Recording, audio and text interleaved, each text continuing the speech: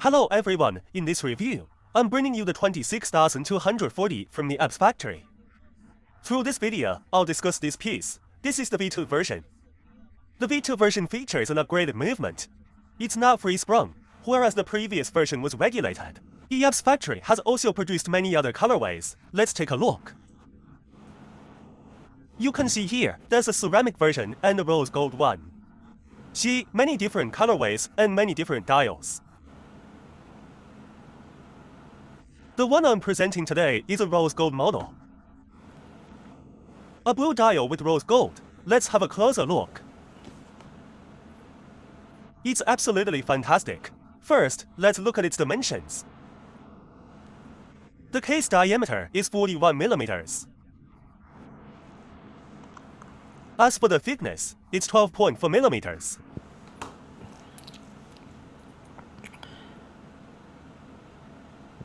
Look, its markers all have a distinct three-dimensional feel. They have a distinct three-dimensional feel. Including the date, it's very well aligned, see? The texture of its dial features this sunburst pattern.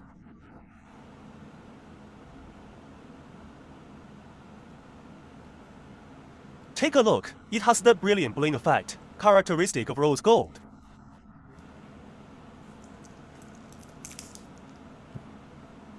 The clasp has all the proper engravings and logos.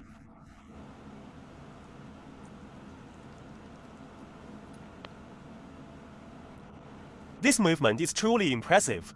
This chronograph movement is just like the Dandong 4130 and 4131 movements. It's incredibly stable.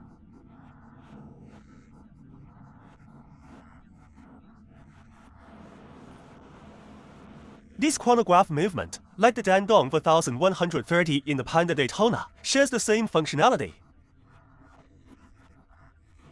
However, this watch, with its 4401 integrated movement, features what's called the Flyback chronograph. With the Flyback function, how does its movement differ from the Daytonas? It's that ... when we ... OK, when we press this button, the chronograph function starts. With the Flyback chronograph, we can just press this lower button, and it will instantly fly back and restart. See, it flies back.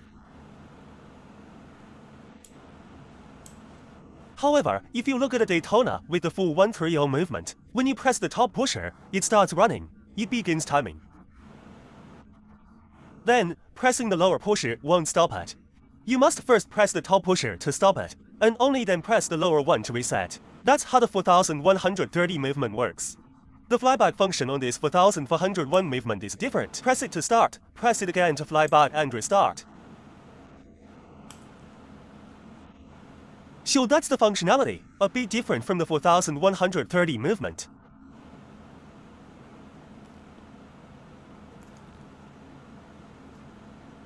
This is a truly superb watch.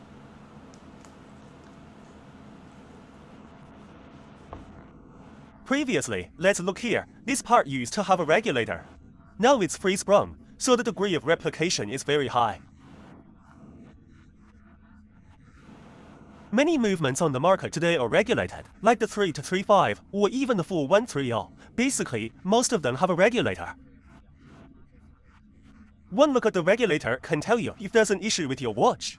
But now, with this Flyback chronograph, the APS factory has achieved a free-sprung balance that's truly awesome.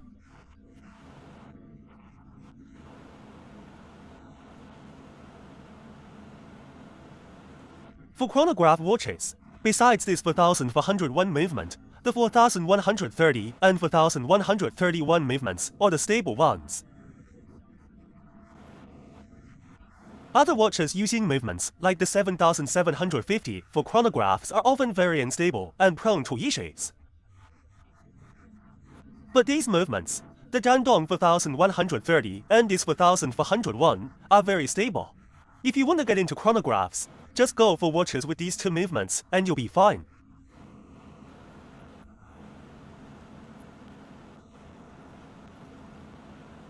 The workmanship and details are really on point.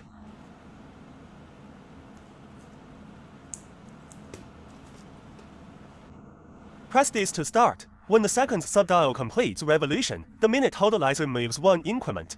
When it completes revolution, the hour totalizer here moves 1 increment. The subdial at the 6 o'clock position is the actual running seconds hand.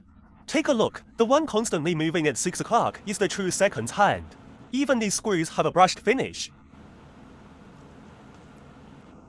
Okay, that concludes our brief review for today. If you like my videos, remember to subscribe and give a thumbs up. See you next time.